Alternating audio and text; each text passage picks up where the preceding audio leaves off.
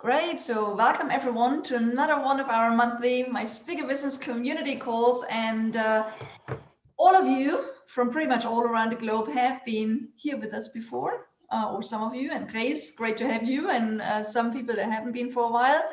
So as you know, every month we get together to really introduce you to one of our, amazing friends from our speaker network from around the globe. And it's really a time to get inspired, to take away additional hints and tips, to really also ask your questions on how you can make your speaking and your business flourish further. And, every month we have a guest with a specific topic. And today is again, we have an amazing guest. And his name is Eksteen, and he's going to enlighten us into, how do the Harvard business people really craft stories that make them so successful. So we're going to dive into the power of stories because, again, a business story, unlike a fairy tale, really needs to entice your audience to take concrete action. It's not only about entertaining people, it can be also entertaining, or it can also be just a purpose to entertain people. But often, as a lot of you are actually speaking to attract clients and to get them into action, you want to find out how to craft a story to make that happen. So who is our guest today? His name is Eksteen, and Eksteen and I, we actually met the first time, and remember the day earlier this year, feels like a long time ago, Eksteen, how we walked the Definitely. streets in Swakopmund, you and I, right, where we met our speaker family in February this year. And, Eksteen impressed me in many, many different ways. And at the end of, or, soon enough, you find out why.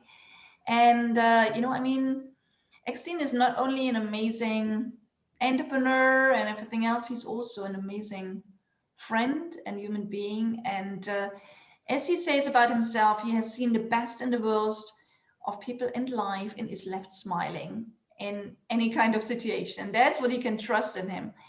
His purpose is really to help others, and in doing so, every day spent helping a day is a day lived and loved. And that's what I love about him too. And from being a captain in the special forces to a regional dance champion, from heading a social enterprise to working in large corporations, from moving to a new country with no money in his pocket to running the largest corporate accounts, Eksteen has really seen and learned a lot along the way. And each day, as he says, is a day to learn and help others. And with this spirit of commitment of the joys, wonders, and beauty of life, Eksteen helps organizations to change and improve performance through the power of interpersonal connection. And he believes that each time we touch someone's life, we can leave a little seed that can grow and help that person achieve wonders.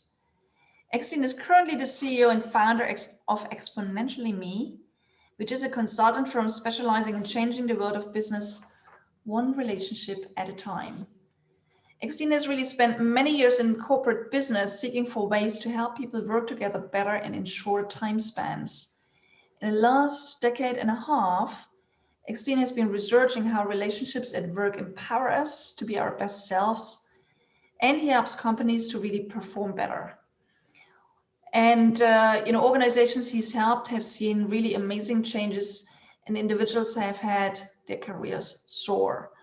And there's so much more to say about you, Eksteen, but when you recently mentioned in a session that you have this amazing formula of how to craft a story to make it enticing and get people into action, I thought this is what we all want to learn, right? You're all excited to learn about this story crafting method? Great.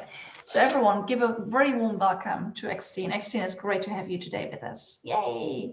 Thank you for that introduction, Monique. I sometimes have to blush at all this because it is, yeah, I've been through a lot of my life, but I don't see it as having been through a lot. I see it as having learned a lot.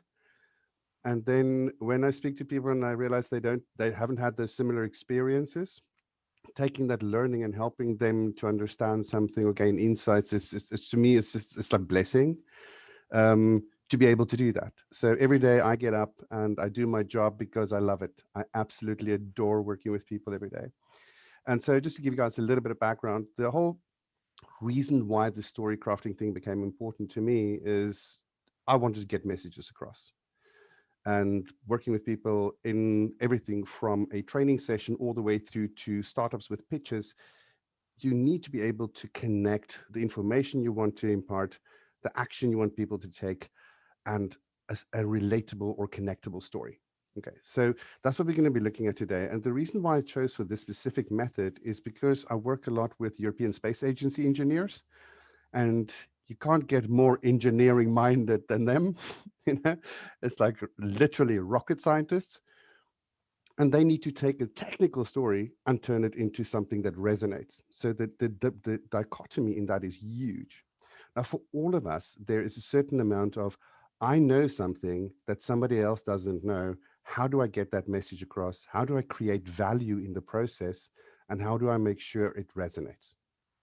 So I'm going to show you guys a structure that you can use that doesn't force you to choose anything except slot in the blocks in the structure. Okay, so you can always slot out a block to remove it and put another thing in that block to replace it, and the rest stays intact. Okay, so that means you can recraft your stories for whatever target audience and still contain the same message, but it sounds completely different. Now, I recently did a TED Talk. Unfortunately, there were some technical issues, but I got through that.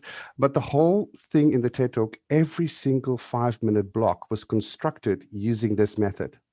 So I know it works for me. And then there are people like Douglas Stone and Sheila Heen, who wrote some amazing books from Harvard, and Sheila's husband as well, Roger Fisher. And so I'll show you some of the books. They became New York bestsellers, and they use this method. Now, Roger Fisher originally created this method, and he was the person that started the Harvard program on negotiation at Harvard Law. And he did that because he wanted to save people's lives. He lost 16 of his 17 friends in the Second World War, and he decided, you know what, I don't want that anymore. I want people to talk. And to talk, we need to convey a message. And how do we do that in business or in politics the best? And that's what he came up with. So I'm going to share this screen with you guys. Can everybody see that? All righty. Yes. And I like interaction. So if you guys can maybe just pop in the chat, what resonated with you the most? What is the reason that you wanted to attend this session? What is it you're struggling with, or what is it that you would like to learn? I've got about 3 or 4 different ways of approaching this method. So I like to make sure that it works for you guys. So if you give me just a little bit of indication in the chat, then we can take it from there. In the meantime, I'll give you a little bit of an introduction as to where things come from. So I've also partnered with a few other people in the speaker world, in which we do master classes and stuff with the basic modules that I normally do. And what I'm going to do with you guys today is 1/3 of module 101. And we're going to look at the structure, other things that come in later. Let me show you that. There's the next slide.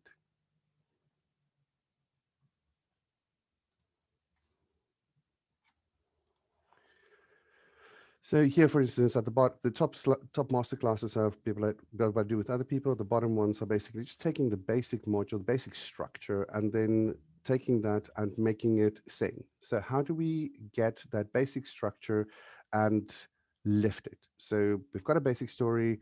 How do we connect it to people? How do we connect it to more storyline kind of stuff and so on, and eventually build up to get to either a pitch or to a TED Talk. All right. So we're not going to go all the way there today, but just so you guys know that if you ever want to talk about other things beyond this, you're more than welcome to contact me and we can talk about that. So I'm also going to skip through this elements here.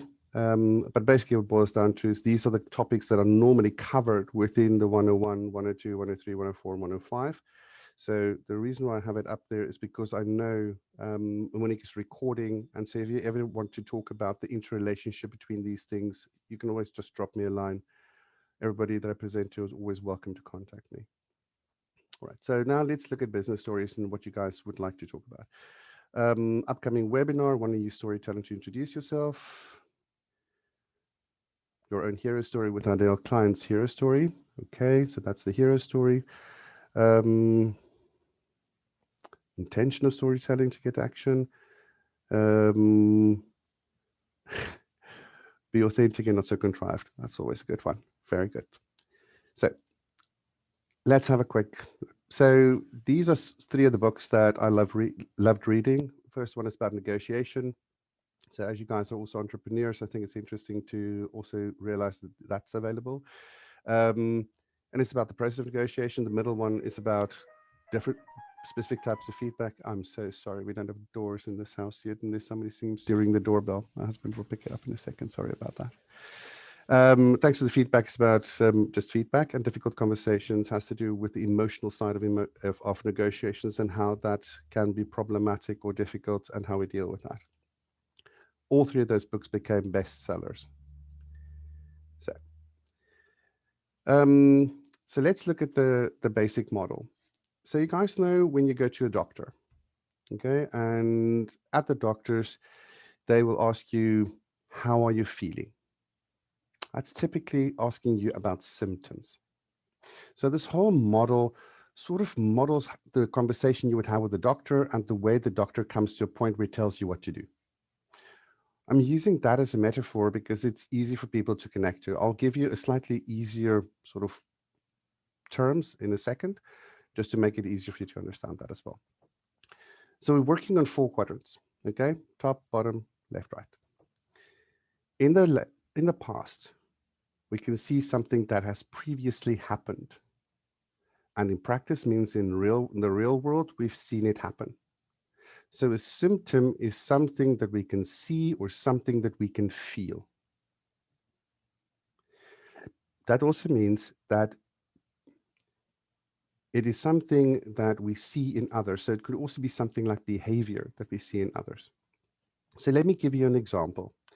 A symptom would be something like, you know, that boss that always micromanages you, the one that's always telling you what to do. You never get a chance to bring in any creativity of yourself and is just sitting there almost looking over your shoulder all the time. Yeah. That kind of story is a symptom. It describes something that people can relate to and people can feel a connection with. And at the same time, makes it generic enough to make it accessible to people. So a symptom could also be a personal story. Like, for instance, in the TED Talk, I talk about my story with my grandfather. My grandfather and I going off and driving up a hill at sunrise and seeing the sunrise and having a cup of coffee together. That is my story. That is the way I become authentic. It's the way I create something that other people can resonate with. But that is the start of this vehicle. The next one, so go from the past. The next one is going into theory. And in going into theory means we're taking this symptom and we're going to now start analyzing it. But again, we're looking at something that's in the past. It's not something that's going to happen. It's something that's already happened.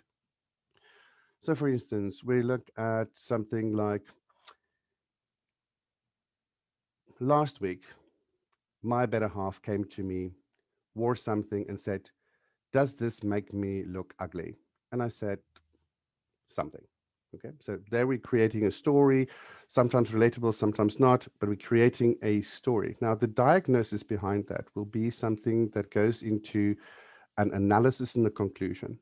So we say, why did this person ask this question? What was the real question behind that? What was the outcome of it, or what was the desired outcome? Typically, when people ask, how do I look? They actually want to know, do you care? So it's not about the look that the question is, it's about, do you see me? So there we take a bit of technical information or a bit of research or a bit of our company or a bit of our product, and we say, well, this symptom that we just had, here is what explains it. So the diagnosis explains the symptoms. When you go to a doctor and you say, I've got the sniffles and I have a headache and I'm coughing, they're probably going to say, well, you know what? It is the flu season. Statistically, the chance of you having the flu is really good. Is it COVID? Probably not, because you can still smell. Is it definitely not COVID? Not sure. Because we're in a pandemic, I'm going to give you an antibody test anyway. And in that explanation, we also analyze it. We try and figure out, how can we exclude things so that this is a one-to-one explanation? When we tell business stories, we don't always have to have the one-to-one explanation. It's not a scientific analysis, but it helps us to think of it as an analysis and a conclusion. So we can say, well, the symptom needs to connect to what we're trying to explain.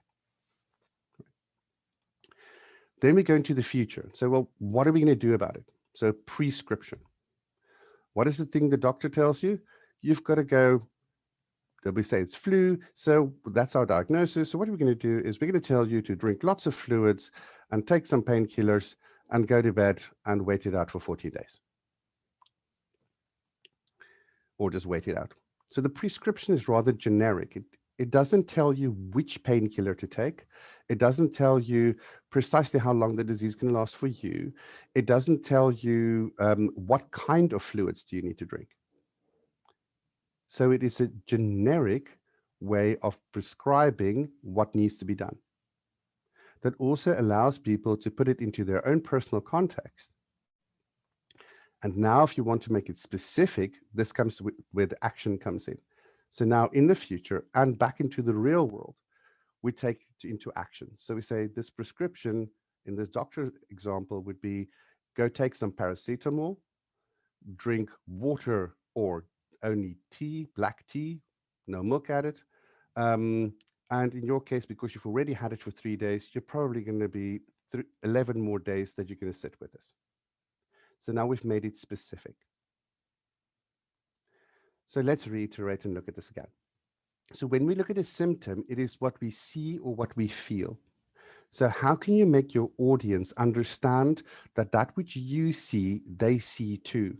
What they feel, you feel too. Or what they think other people feel, they feel too. So how do we create a connection at a human level? But this could also be something like, you remember last week when no satellite navigation was working? There was, then the analysis comes in, there was a specific satellite out of alignment, or there was a timer issue. Another symptom could be, do you know that problem we see with the software where the specific button wasn't working, or the color scheme in a design was not working, or whatever your business is, slot it in there. Something that your customer could see or can see, or something that your target audience can see and that they can connect with. Then we go into the diagnosis, which is an analysis and a conclusion. So compare things, say, this is what explains what you've seen here in the symptom. So what's in the symptom is explained here. What's in the symptom is not only explained here, all right, there is an outcome. So that takes us into the prescription. And the prescription is, what do we need to do? Generically, what do we need to do? So when it comes to something like a button that wasn't in the right place, we might need to change the process of testing. So when it comes to action, it is a case of make it specific, make it actionable, and make it actionable now. All right. So I'm going to take you through this a few more times, and we're going to look at different topics. So I'm going to give you 3 topics that you can pick from. You pick the topic and tell me which one you want to hear about more. And that's the one we're going to use in the example. All right. So in the chat, just put in there, millennials, work hurts, or nerds.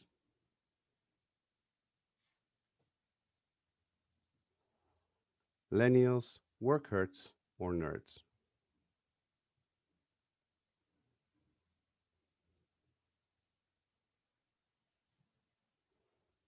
Give it a few more seconds. Work hurts.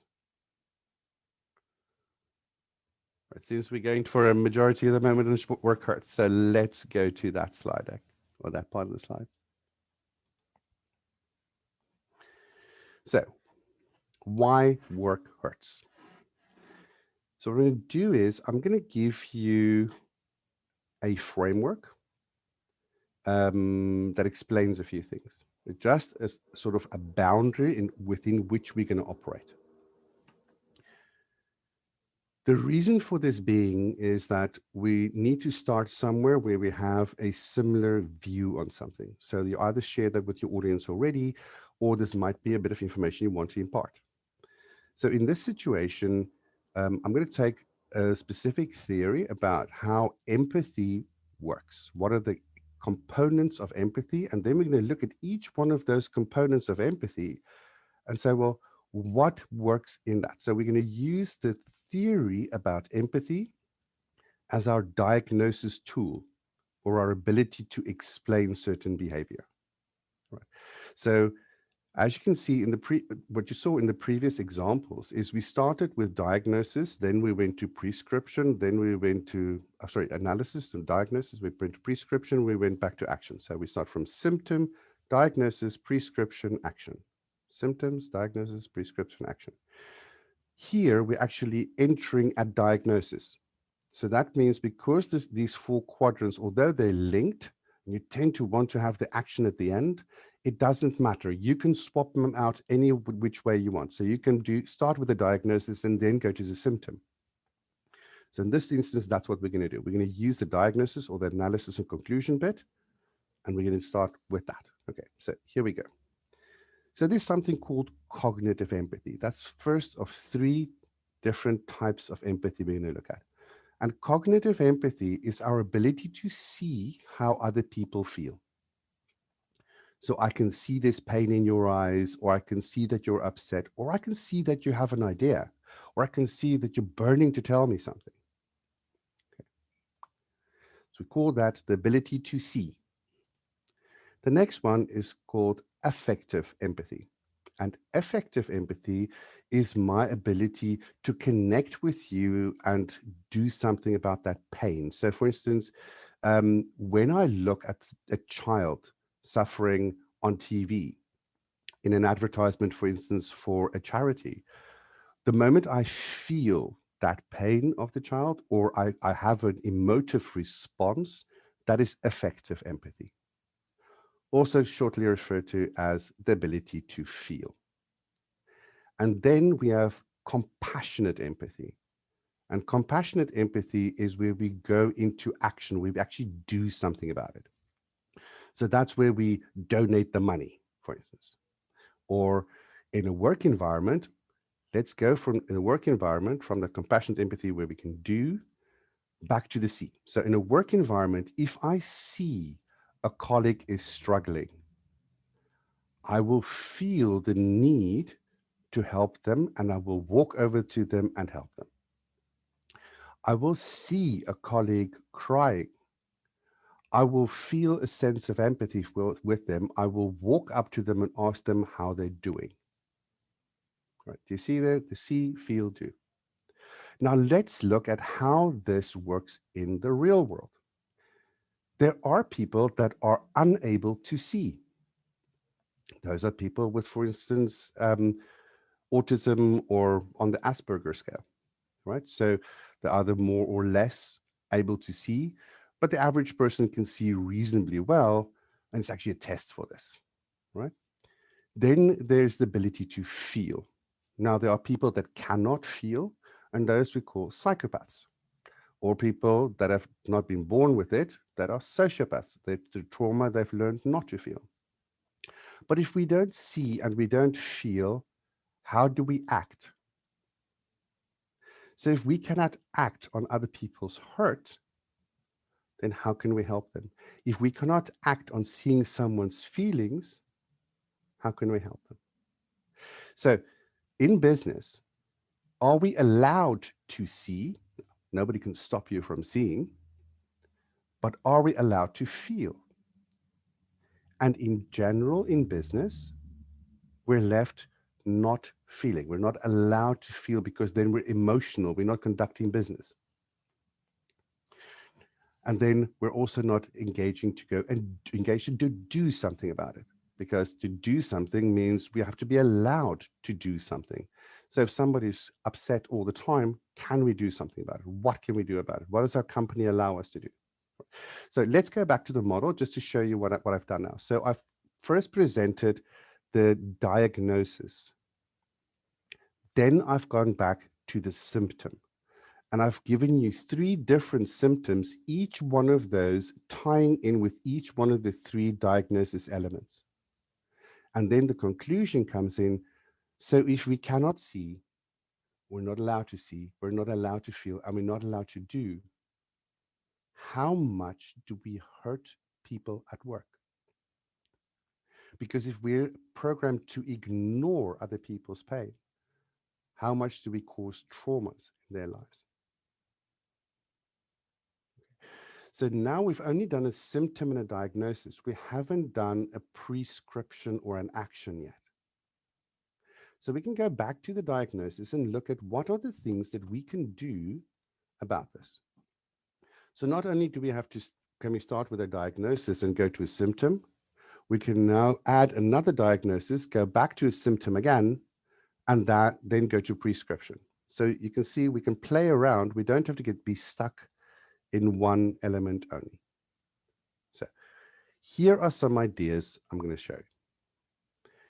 There were social rejection studies done showing that social rejection is experienced as physical pain through using MFRI studies that shows parts of the brain that light up for physical pain. It was done at Harvard.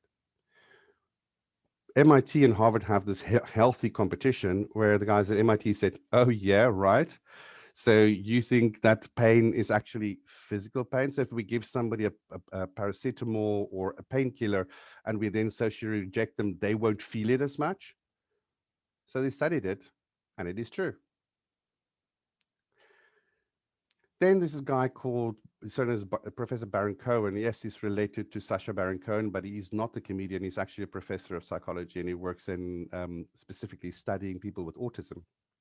And at Oxford, they took this test where you can test to see what your ability to see is, your cognitive empathy that we were just talking about. And they did a test in combination with 23andMe, and they saw that certain people, not only can certain people not see, those people with autism, but on the other side of the spectrum, you have super seers, people that basically can see what you're feeling before you've even articulated it.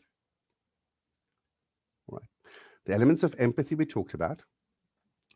And now we can say, well, if physical pain is equal to social rejection, so if I ignore you when you're in pain, we can add a metaphor to that. What causes physical pain? Baseball bat. All right.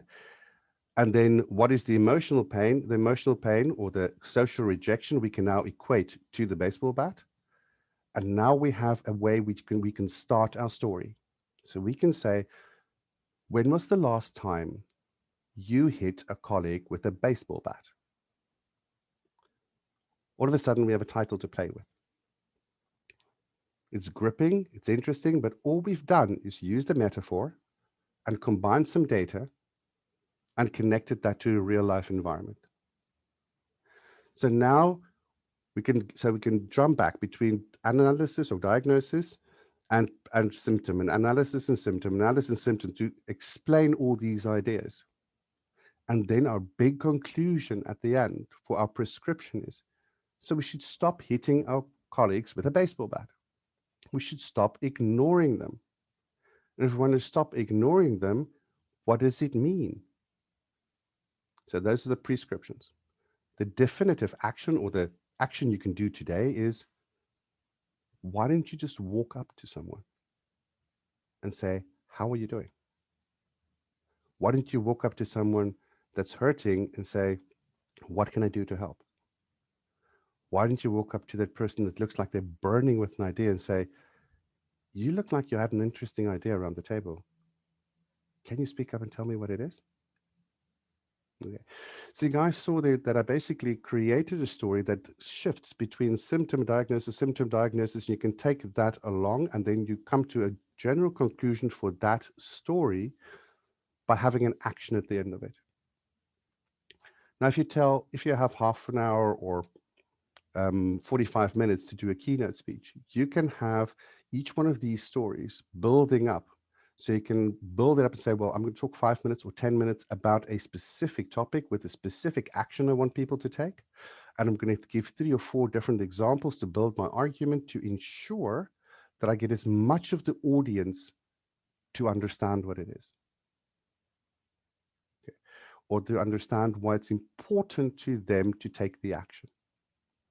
So part of that diagnosis and analysis is to help also do people understand why it's important to them. All right. Shall we pause for some questions?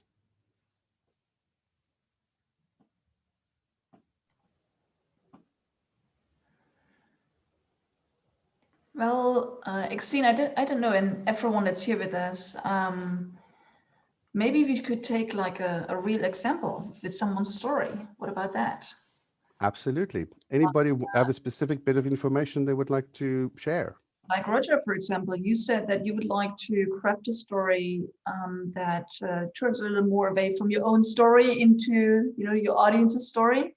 Is that That's something right. you'd like to work with, or you know, someone else? Yes, I'd love to do that. Yeah. Why don't we you know, take Roger's example, and maybe Eksteen, you can ask Roger some questions on what his story is, and then we can kind of recrafting it using your framework. How does that sound? Sounds good. I would like for everybody to listen to Roger's story, and I want you to see which part would you put into the diagnosis, which part would you put into prescription, which part would you put into action, and which parts would be the symptom. Okay. It might also be that there are certain elements more than once, and it might also be that certain elements are lacking. So any one of those, Roger, you tell your story, and we're going to give you some help afterwards. Right. Okay. Thank you for the opportunity, Eksteen, and thank you very much, Monique, for putting me forward.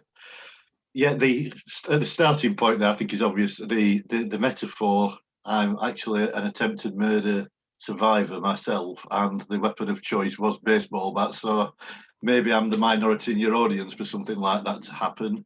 However, I now view that as one of the best things ever to happen to me in life, as that now means I have been able to develop various mindsets and strategies around resilience, which is the subject that I now speak on for my potential clients.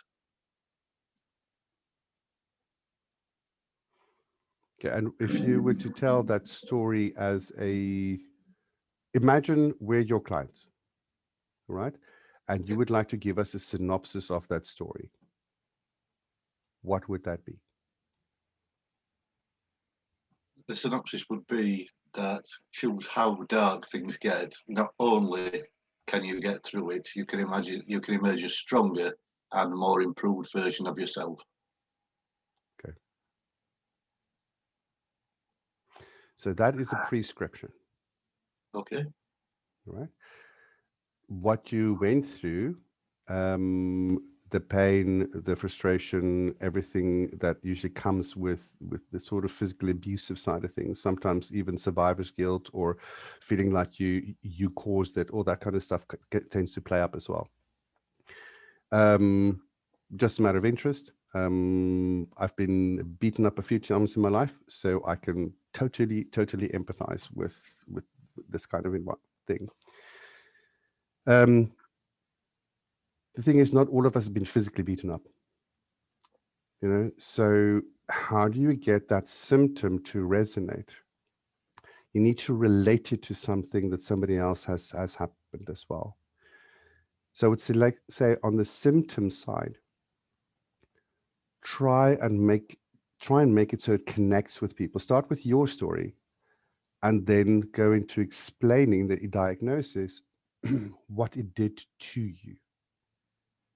Okay. And then at some point, we need to find a way to say, but why is this important to you as the audience?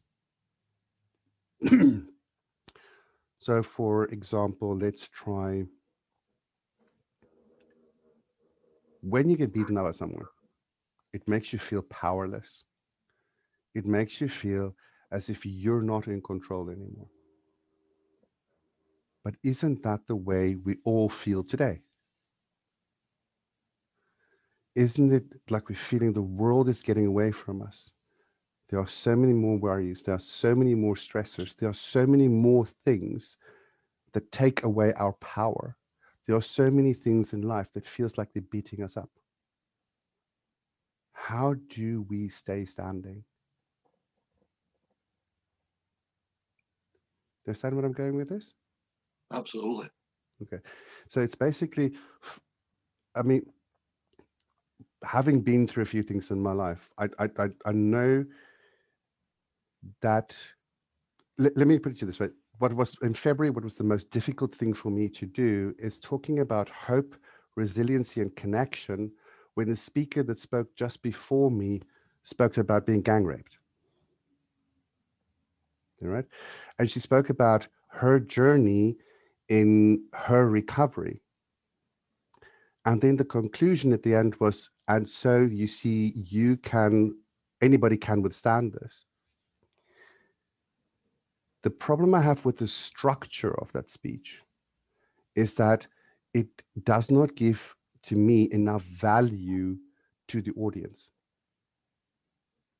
So I would suggest find 2 or 3 or 4 things, depending on how long the speech is. I normally do 3 in 15 minutes, so 5 minutes each, that I want to give someone, say, here's a gift to you. If this is what I learned, and when you're feeling like this is what you can do to make it different, right?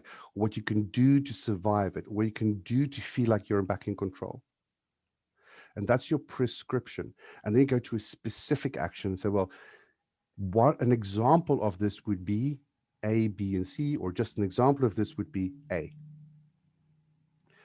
Normally, the most powerful speeches have just one thing they're trying to get you to do. Right. However, when we speak to keynotes and we speak in larger audience and we go for over half an hour, you need to keep people engaged. You need to vary voice and everything else, and maybe throw in a joke or two. You need to make it that it's not all just heavy. So the way to play with that is to decide what are the prescriptions you want people to attend to? What are the actions you want people to take from that? Then work your way through diagnosis back to the symptom that you want to highlight. That way, you can distance yourself as well a little bit from the pain and from your personal experiences, and play with the symptom as an element all by itself. Because that is how I tell my experience, how I get my experience to resonate. But it doesn't detract from the diagnosis and action I want people to take. That still stays intact. Make sense to you, Roger? It really does indeed. Yes, thank you. Okay. Does it help? Very much so, and a lot of it is reaffirming that a lot of what I'm doing in there at the moment is the right thing that I'm doing. A couple of things in there, because it is such a dark story, I do include humour in there, but obviously not making it a stand-up routine to detract from it is one of the things that you've certainly highlighted in there. And also, since I first shared the story in Monique's presence, I've now changed it where it's not just about the story. I include the LIFE acronym, which is 4 actions that they can take depending on the length of the keynote I'm delivering. So yeah, thank you very much for putting it against that framework. Sure. Anybody else would like to share a story? Or anybody else that would like to give Roger some ideas? Wanda's been asking a question, right? Like she's asking, real details should be avoided. Wanda, I'm going to give you a counter question in that. What does the real details add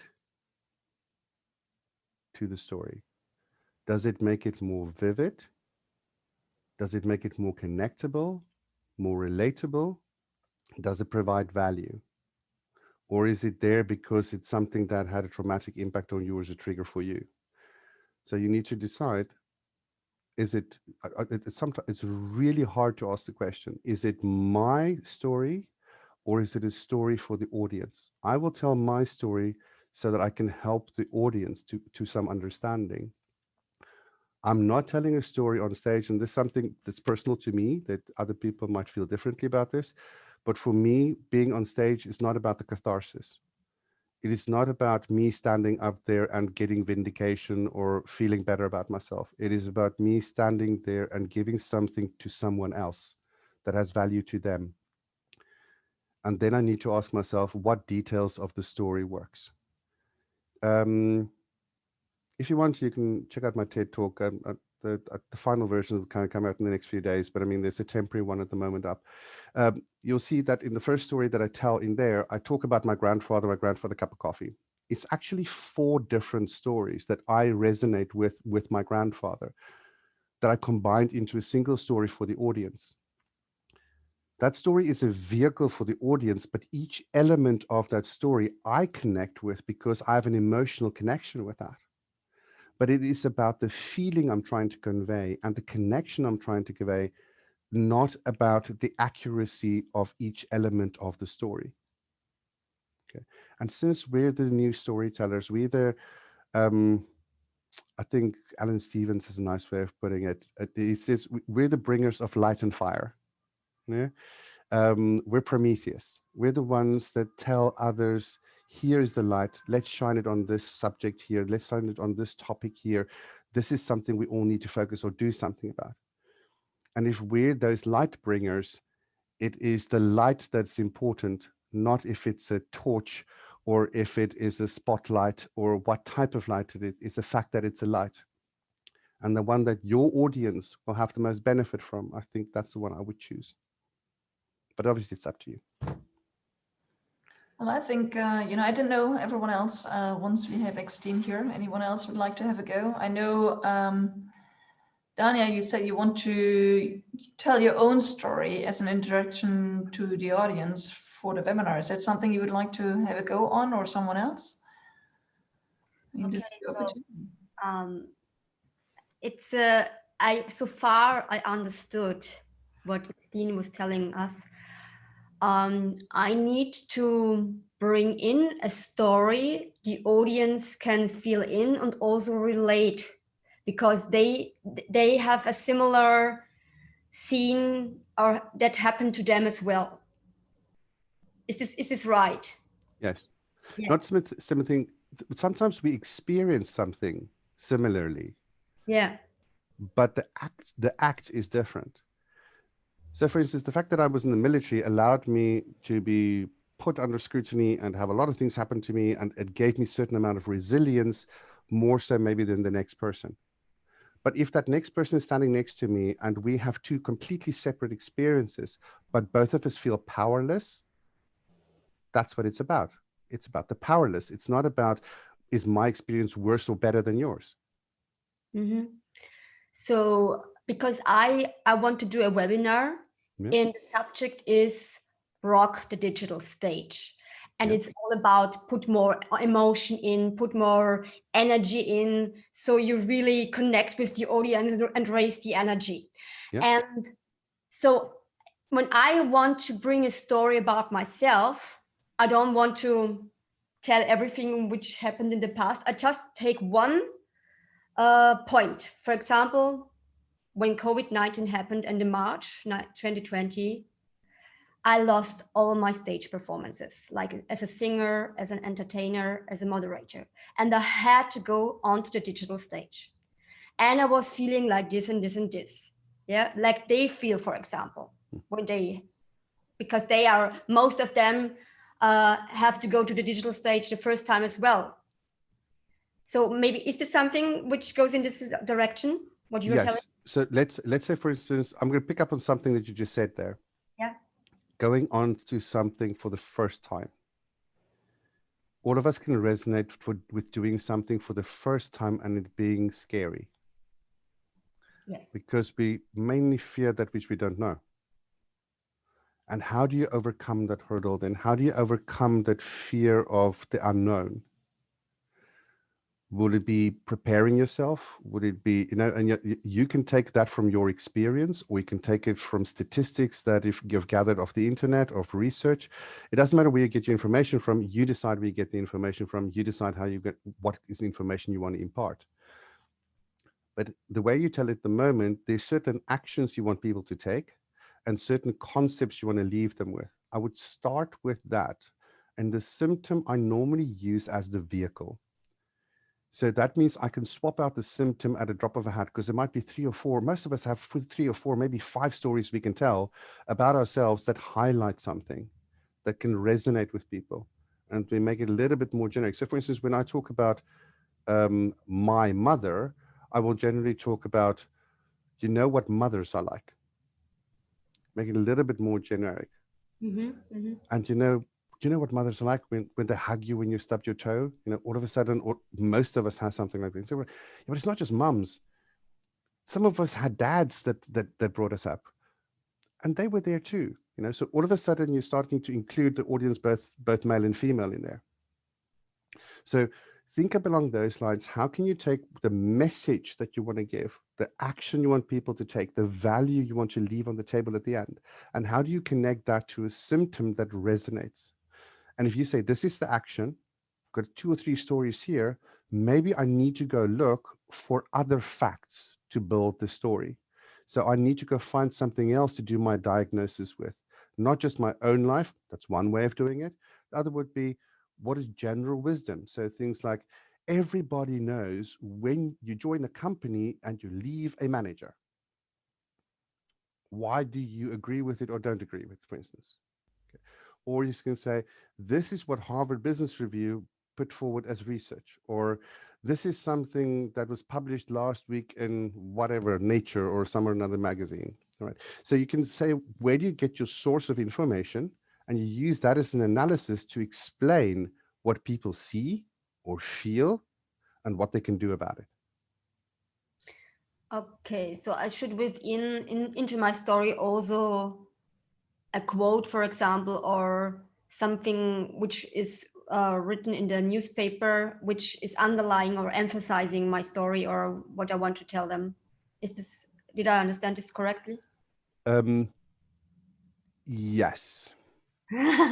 You use the word newspaper, and that's sort of I don't know. Newspapers are not peer reviewed, so they tend to have an opinion. So you can use that more as a symptom. Last week in the news, you saw this article, all right? Or last week in the news, there was this article. And that's a symptom. And then the analysis would rather be things like, research, however, says that this is completely untrue. Or research says it's much worse than what the article says, all right? Or this is what the research says we can do about something like that. Okay, so what you've learned, so for instance, you've learned to do certain things in a certain way on a digital stage, and now you want to communicate that to other people. Go look at, why does this work? Yeah. Right. And if you can explain that, it helps you to build your argument towards, now go take this action. So actually, I'm a singer, and have been a singer for 27 years. And many things I do with singing, and I know from music, I weave in when I go onto the digital stage. Like, I'm doing interaction, I'm raising the energy, I let the people feel, I'm use storytelling as your topic, and many things. Yeah. And this is actually the prescription for Rock the Digital Stage. So yeah. The thing is, now before I had this model to sort of mirror my stories on, I tended to forget about one of the elements. So I didn't leave people with a definitive action they can do, or I gave people too many actions, or I gave them the vague prescriptions didn't lead to something they could do something with, right? Or that there was no diagnosis. People like, yeah, nice story, but why is this important to me? And this 4 quadrants just helped me to make sure that I always have the elements in there and make sure that they're all interlinked. Okay.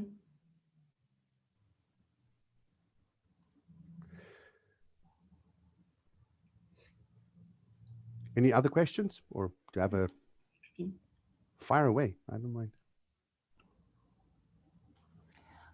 Eksteen, did you want to share something else, or is this already now the final question and answer side? Because we have no, I can keep you busy for 4 hours, but I mean, I know you always can.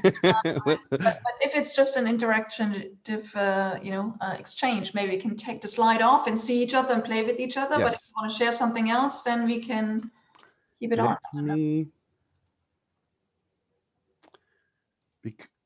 In the meantime, all of you, just again, ask yourself, what else would you like to, play with? Is there something you would like to get concrete feedback on from Eksteen? That's your opportunity right now. Okay, let me just quickly move this.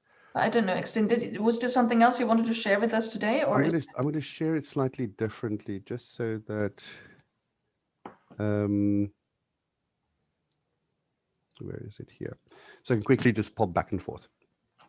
There's a few other things that examples that would normally happen, but we've now had interpersonal examples. So I normally tell people, look for sources that can help you explain stuff, sources of power. Okay, so where will you find your resiliency, your impact, your power, your strength from? Sources of insights. So that means like research articles or a book that you've read. And then sources of impact, things like psychology studies that tells you when this happens, how do people experience it? Or sources of impact, things like that are visually graphic or that are make people smile, you know, those kind of things. So one of the things which I normally call, for me, as a source of insights is this guy. His name is Thomas Wendelsberg, and he wrote 2 books called Innovation as Usual, and he used a variation on this model that we just talked about to write his books. And the other one is What's Your Problem? It's about problem solving. Both things that I think is really interesting for us as entrepreneurs or people that start out. And then there's one thing I'm going to share with you guys. I'm going to record this later in the week because I spoke to a friend of mine, or actually someone I know from my MBA yesterday, and I explained this meditation to her, and she said, you have to record this. I want to give it to all my MBA buddies. And so I'll explain to you guys why I think this is important. Now, normally when we talk about meditation, we think about somebody sitting in lotus position on a mountaintop and going and doing that for the better part of their day. But that's not what I'm talking about. I'm not talking about anything esoteric. I'm talking about something that's been researched scientifically and to figure out what does it do to your brain. So I'm going to give you guys something that I've devised based on the research that will give you the maximum impact in the shortest space of time. So we're talking about something that lasts 2 minutes. All right. So 2 minutes, 4 to 5 times a day is better than meditating for 15 to 20 minutes in one go. Why is that? Because this type of meditation I'm going to tell you now about engages the prefrontal cortex in your brain. The prefrontal cortex is where we have our executive functions. Executive functions are things like planning, prioritization, creativity, organizational skills, starting tasks, thinking differently, controlling your emotions. All those things are in a prefrontal cortex. When we get overwhelmed, when we're stressed, especially when we're stressed and there's lots of cortisol in our body, our prefrontal cortex doesn't shut down, but we lose about 30 to 40% of our capacity to execute those executive functions. So we need a way to strengthen our executive functions. And this kind of meditation actually creates extra pathways in your prefrontal cortex and strengthens your ability to think logically, creatively, and so forth. All right, so it's been shown the mass of the neurons as well as the amount of pathways increase when you do this. Okay, if you ever want to read the article, let me know, I'll find it for you. So how does this work? Or how do we do it? Let's put it that way. Now to do this, as I already said, it's going to take 2 minutes. I'm going to tell you the easy one first. Okay, so the easy one is the research has also shown that if we want to relax, we need to breathe between 4 and 6 times per minute. If we breathe less than 4 times, we're holding our breath, we're tensing up. We breathe more than 6 times, we're starting to go towards hyperventilation. So 6 times per minute means once every 10 seconds, right? And once every 10 seconds means I just breathe in and breathe out once every 10 seconds. And I do that 12 times and I've hit my 2 minutes, right? So now I've got a breath. The next thing to do is our sense of touch. So how do I feel that sensation of what I would normally consider touch, but actually my body? How do I feel my body? So when I breathe in, I feel the air coming into my lungs is colder especially as it comes to my mouth. So if you breathe through your teeth, you got to, you can literally feel it being colder as it comes in. And then we blow it out, we can feel it's going warmer again in the mouth. You can also feel the rib cage, and we can feel the muscles between the ribs. So what we're trying to do is we're trying to engage another set of our neurons, another way of thinking and feeling and connecting with where we are. So we're counting now. So we're getting that reasonable side of our prefrontal cortex engaged. We're now feeling stuff, and we're suppressing emotions and other stuff that comes up. So again, we're re-engaging that prefrontal cortex. So now that we're breathing, we also want to add something else to that. We want to be breathing, we want to be feeling, and now we want to be seeing. So to see, we close our eyes. Weird, eh? To see, we close our eyes and we imagine that when we breathe out in a figure 8. So it's like, and then breathe in again, and then breathe out again. More like an infinity sign. That's what an infinity sign look like, right? So now to get the visual cortex even more engaged, we add color to it. Now, I normally tell people, if you really want to be fun, go fun places with this, you can either go stylish and make it gold, you know, and smell like Flint if you want. Or you can say, well, you know what, I'm going to go fun. I remember bubble gum from my childhood, and I want to turn it into rainbow, unicorn rainbow that runs around in a figure 8. It doesn't matter. Give as much detail as you possibly can and try and smell it, right? Because we add another sensation. Because we close our eyes, we can live in our dream world where we can actually do this. We can actually smell something even though it's not there. Right? So now we've got breath, we've got feeling, we've got touch, we've got our visual cortex, and we're starting to include smell. What's missing? Of all our senses, which one is missing? Hearing. Yes, that's it. All right. So I have an iPhone. I don't know what you guys use. I'm sure on Android and on other platforms, you'll also get these kind of apps. But I've got something called Insights Timer that I use. It's a little app that I downloaded on my iPhone. And in that, I can set the time of a sound. So the reason why I chose for Insights Timer is I like Tibetan singing bowls and gongs and this kind of stuff, because it has a loud sound that trails off. And it's about a sound that trails off, because then we start to strain to hear it.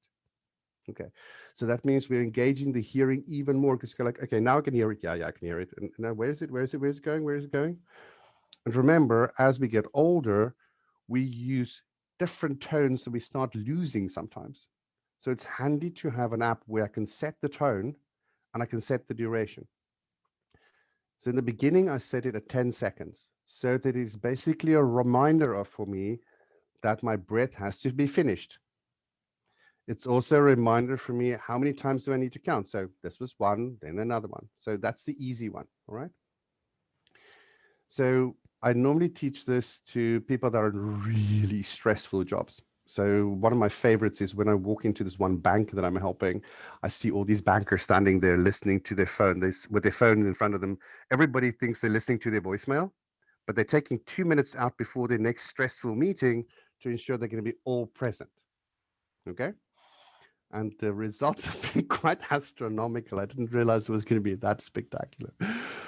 But anyway, so what we're doing with this whole exercise is, instead of emptying our mind, we fill our mind with stuff that are not relevant to what we've just been doing, and that is not relevant to what we're going to do in 1 second from now. So the moment we come out of the meditation, our mind can literally let go of everything that happened in the last 2 minutes, because it's not relevant to what we're going to do right now. And when you do this, start practicing it, it literally feels like you've had a breath of fresh air. It feels as if that which happened no more than 2 minutes ago is just now so much further in the past, and I can let go of it. So I can focus on what I'm about to do right now. And so we basically push out all the negative thoughts. We push out all the problems that we're having. We push out all the things that we've been concentrating up to now, and we replace it with something of no real particular value, but it creates a breath so that we can move on to the next thing. I love that, Eksteen. So the question is now, how is this related to our storytelling? Is this something we weave into our storytelling, or So can you help before us you find a go, bridge? Because I love this, and I'm a big so fan of. before you go on a stage, Yeah. right? Or before you take on feedback about your stories, or any kind of situation where you're going to feel vulnerable, or where you're going to feel stressed, or where you come from a stressful situation and you move to a different emotional state, to a vulnerable situation. So somebody's just screamed at you, and now you're going to go into a meeting with a coach that's going to help you about your storytelling and give you feedback. You need to let go of the other so you can focus on the new thing that's coming along. And so for me, this meditation is something I use every single day, 5 to 6 times a day, because it helps me to move to my next meeting. It helps me to move to my next engagement. It helps me to let go of that which I don't need right now. I love it. Good. So and so let's round it off, because we're already over the hours. So I want to make sure that we engage with everyone at the end. So maybe can you take your screen off and we can all see each other, just to round it off. And I also believe that what Eksteen just shared with us is, what you described, Eksteen, using that in all these situations is fabulous. And I think it's also, every element of what you just put in, or, can be used in your speech and in your story you're sharing, right? Okay. Yes. Okay. Do you want to share something else? I mean, I'm sure everyone is wanting to stay in touch with you. Something else you want to share, or do you want to, can you take the screen off so that we can all see each other? Forgot to do that. Yay. Yesterday. Hello, I'm back. Hi everyone, and let me change the view as well, and we can all see each other, right? Okay, good. So thank you so much, Eksteen, for being with us today. And can I see a show of hands? How many of you took some ideas away of how to tell your stories in a different way in the future? Great. And how to make it more relevant, and how to get people into action by doing that and weaving these elements in? Yes? Great. Eksteen, do you want to say something at the end on how people can connect with you, and maybe just a final inspirational message to round it off? And then I'll also share a couple of things on my side. Yeah. I would say that we all have something of value to others. Don't underestimate your value. I think the biggest thing I can say is that when you're different, so it doesn't matter if you're gay or straight or intersex, or if you're a woman or you're black, or you're different from what people see as the norm, remember, you've had experiences that very few other people have had. You bring value, and take the risk, take the leap, because that's the way we learn to fly. Okay.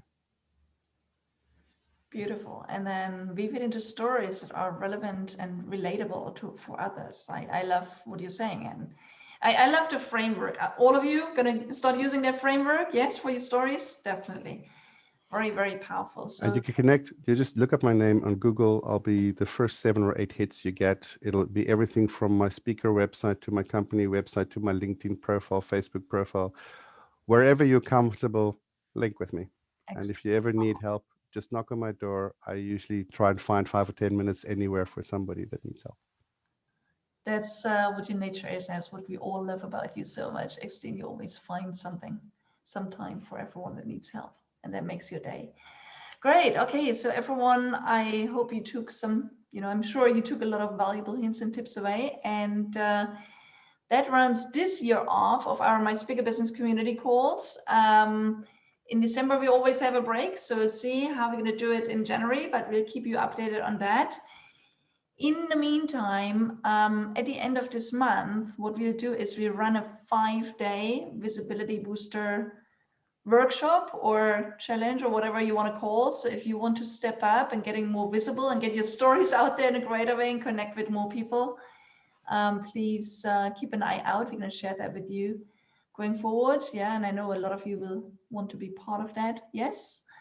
So, and yeah, so thank you so much for being so loyal with us again throughout this year and being on our calls. And Roger has been there a lot, and Daniel, and All of you have been there on quite a few calls. So can we give all our Eksteen and all our expert guests, and Danya was one of our expert guests as well. Yeah, Danya, you were with us a couple of months ago. Can we give them a big thumb up? Yes. Because again, thank you for taking the time for sharing. And thank you all, each and every one of you, Danya and Roger and Silvana. You've been with us on some, right? And Paula and Wanda as well, and Diana. Thank you for being on here and letting us inspire you and empower you. So let's all go rock the stages, the digital stages more than others at the moment, and bring our business to the next level so we can make a bigger impact together. Yes, you're good? Thank you. Okay, we'll be in touch, and have a great one. And thank you so much, Eksteen, again. Pleasure, guys. Always.